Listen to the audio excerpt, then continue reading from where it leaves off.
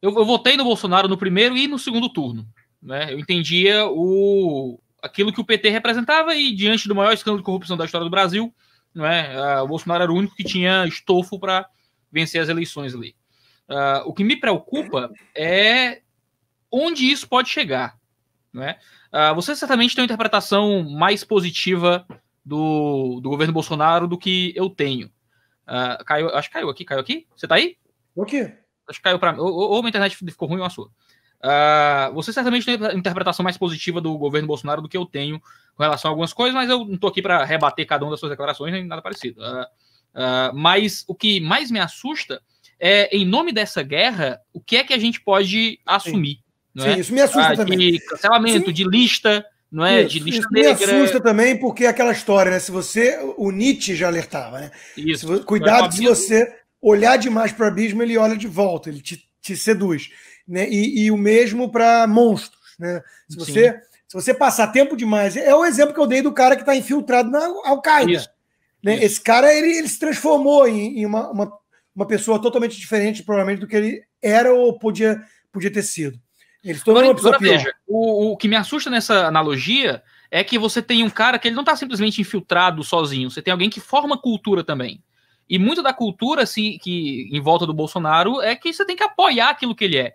A galera não interpreta o Bolsonaro como um mal, como, sabe antigamente, a sangria, o povo não tinha antibiótico, tinha que sangrar, a pessoa até quase morrer.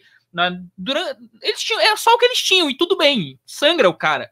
O Bolsonaro é tipo uma sangria, ele é um remédio ruim para um problema um pouco pior, que a gente não sabe se vai funcionar bem, mas é o que tem, vai. Mas a gente tem que lutar para conseguir um avanço médico para ter políticos melhores do que aquilo. Exatamente.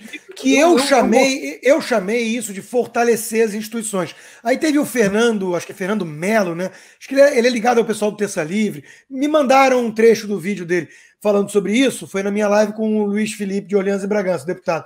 E ele falou assim: olha só, os liberais, eu até respeito o Constantino, ele é inteligente, tudo, mas olha como não dá para confiar em liberal. Aí chega numa hora dessa ele fala que tem que fortalecer a instituição. Não, tem que diminuir o poder do Estado para preservar o indivíduo. Cara, fortalecer a instituição não é aumentar o Estado, é exatamente criar esse mecanismo de checks and balances, de peso e contrapeso, para mitigar o arbítrio do Estado. E isso vai ser feito o quê? Não com o Bolsonaro, não com a espera de um cara que vai fazer acontecer, e sim com a solidez maior do processo, do mecanismo. Agora, veja que curioso. Você acha que o Bolsonaro não um risco a isso, dependendo do modo como ele se porta nesse ambiente? Não, então, aí que eu queria chegar. Você falou do risco do Bolsonaro em relação a essas coisas.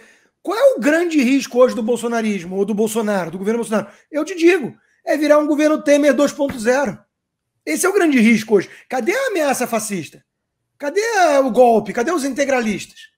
O grande risco que a gente está vendo é ele cada vez mais dar um pé na bunda, ou se afastar, ou não defender a ala ideológica, que está xingando ele, que está reclamando que está sendo abandonada, e sentar no colo do Centrão e dos militares positivistas. Esse é o grande risco. Então assim, vem cá, todo aquele alarde era porque o Bolsonaro é o Temer? Melhorado, sem tanta corrupção do MDB e com um ministério melhor? Tá, então não estou entendendo qual é o motivo da histeria. Existe uma grande desconexão entre o que o Bolsonaro é de fato e aquilo que o Bolsonaro comunica à militância e aquilo que a militância imagina que o Bolsonaro será. Se Bolsonaro fosse aquilo que sua militância quer que ele seja, ele ia fechar o STF, não é? Ele ia tomar conta e resolver. Parece que a ala mais radical do bolsonarismo tem a esperança de que o Bolsonaro seja um ditador do bem. Não é? Como o cara que vai vir e resolver tudo. Aquela velha panaceia da ditadura militar, né? Tem intervenção militar, resolve tudo, manda todo mundo embora, mata os comunistas e agora o Brasil vai ser aquele folheto do Testemunho de Jeová em que a criança brinca com um tigre na rua, né? Eu acho que essa é a grande desconexão e o meu grande medo, de novo, é termos uma vitória de pirro. Porque eu tenho exatamente as mesmas preocupações com ideologia de gênero nas escolas, né, essas questões todas, mas aí Bolsonaro aparece com discursos que muitas vezes não são muito diferentes de coisas que eu também condeno. Tudo bem, ele tá contra o aborto, ótimo, ele tá contra a ideologia de gênero, ótimo, mas aí a gente vai entrar numa polêmica que surgiu muito aqui nos comentários, aí a gente entra na questão da pandemia, que certamente foi um assunto que colocou o governo Bolsonaro em uma situação de cheque qualquer presidente que tivesse no mundo estaria nessa situação, né? Mas isso foi um grande ponto que colocou o Bolsonaro em uma zona de escrutínio muito mais intenso. Eu, pessoalmente, minha interpretação é que o Bolsonaro foi um irresponsável no cuidado com a pandemia. Pelo que eu li dos seus comentários, você tende a concordar muito com a postura, eu vou usar esse termo, vai soar pejorativo, mas mais negacionista com relação à pandemia, ao vírus, às recomendações médicas e tudo mais. Como é que você tem interpretado a postura do Bolsonaro nesse trato com a pandemia? Sem dúvida, de uma forma muito mais benevolente do que você. Eu não vejo ele como alguém insensível e muito menos genocida, como alguns pintaram. Genocida, eu acho também. Desculpa interromper. Colocaram na conta dele. Colocaram na conta dele cada obra. Existe uma pequena desconexão entre você botar 6 milhões de judeus em campo de concentração e matar, e você ter uma postura sobre saúde pública ruim, certo? Sabe? Existe um grande e um amplo espectro aí. Dizer, Bolsonaro é genocida é ser ignorante com relação aos genocídios que realmente aconteceram. Eu lembro de Pol Pot matou 1/3 do país, brother. Sabe, cada 3 pessoas uma morreu por assassinato real. Não é? Agora, o cara é genocida, eu acho isso um absurdo. Mas eu ainda acredito que o Bolsonaro é responsável pelo negacionismo com relação à pandemia dele, por muito descaso de... Sabe, as pesquisas mostram que dentro... Aí depende do grau de confiança que você vai dar às pesquisas, de que o grau de isolamento social da base governista é extremamente menor do que de pessoas que não são da base governista, por exemplo. Né? Existe uma influência política e cultural do Bolsonaro sobre pessoas, mesmo que os governadores tenham algum grau de autonomia. Iago, a minha análise até hoje em relação à pandemia é bem contrassenso. Né? Pelo menos esse senso comum, que ainda mais o que domina a mídia e tudo mais. Para mim, há uma histeria coletiva. Há um excesso de reação. Há um flerte perigosíssimo com o autoritarismo. Aliás, essa ameaça, sim, vem muito mais desses governantes que falam em nome da ciência, que escutam os tecnocratas e a OMS, e que, em prol de salvar vidas, porque só eles se preocupam com as vidas, é o monopólio da virtude, eles estão dispostos a fechar tudo, trancar, bater e calar a boca.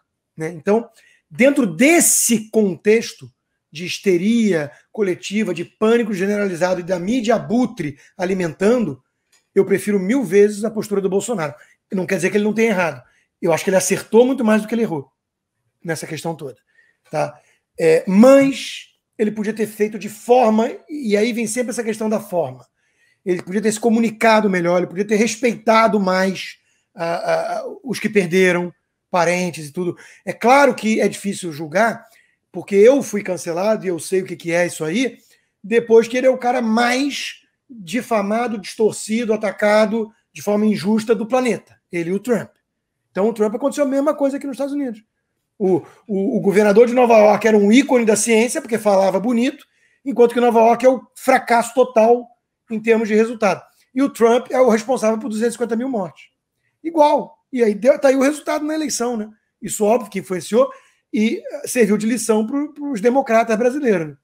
A esquerda brasileira. Então, assim, o uso, a exploração demagógica, sensacionalista e o grau de arbítrio e autoritarismo por conta dos isolacionistas da quarentena, da turma da quarentena gourmet, hashtag fica em casa, eu me preocupo com vidas e você só quer saber de economia. O que essa turma fez é inadmissível e isso me tira o sono. Muito mais do que qualquer arroubo tosco do Bolsonaro. Na essência, o Bolsonaro está muito mais perto da razão e da verdade. Nós temos que defender aqui sanidade, liberdade e contra essa histeria que está transformando o mundo ocidental numa província chinesa. Tá muito esquisito. Aqui, ó, The Price of Panic, esse livro aqui vai chegar no Brasil, tá? Vai levar um tempo, mas 3 autores e mostram isso. A pandemia do Covid-19 não é sem precedente. Nós tivemos, no passado, pandemias que mataram de 250 mil a 1 milhão de pessoas no mundo. O que é sem precedente é a reação. É uma coisa... Eu estou assustado. Assustado e de saco cheio. De sair de máscara para todo lado, achando que um pedaço de pano vazado está me curando. Por que o Dória pegou e tantos desses isolacionistas pegaram? É uma sensação. Nós estamos flertando com a tirania dos especialistas. Que a máscara não tem. Se tiver efeito, é pouco. Se tiver, é pouco. E de novo, não justifica o grau de arbítrio, de autoritarismo, de histeria, de arrogância, da tirania desses especialistas que não sabem nada do que estão falando. Nada. Olha o grau de postura errática, que nem o marido lá do Carrefour, né? Postura errática da OMS nessa pandemia. Olha o Dr. Fauci, endeusado nos Estados Unidos pelos democratas. E olha o grau de hipocrisia também. Governador da Califórnia, pego em restaurante com 10 pessoas, festa de comemoração da eleição dos tucanos. Olha o grau de hipocrisia.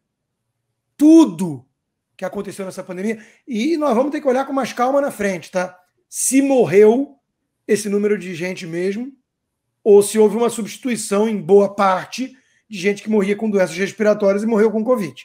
Porque morreu uma pessoa de 88 anos de idade com 3 comorbidades, morreu de Covid-19? Sim, se pegou Covid, foi a Covid que levou as comorbidades a matar ela. Será? O CDC fez um estudo aqui e concluiu que 6% das mortes são atribuídas basicamente, exclusivamente ao Covid. Agora, de novo, morre... Eu li esse estudo do CDC. Esse estudo está falando que 6% é restrito ao Covid. Exclusivo. As outras porcentagens eram outras doenças causadas pela Covid. Como pneumonia que a Covid causou e coisa assim. É o que diz o estudo. Se não fosse o Covid, esse sujeito estaria vivo? Não teria pneumonia. Estaria. Não se sabe. Não sabe. Não tem como dizer isso. Morre todo ano. O que você tem que ver é o excesso de morte respiratórias, com problemas gerais. E depois comparar isso com o excesso de morte que vai ter ao longo do tempo, por isso que é um fenômeno complexo. Não é uma coisa tão... Claro, é um fenômeno complexo, vai ter que comparar com o aumento de mortes, aquilo que não se vê.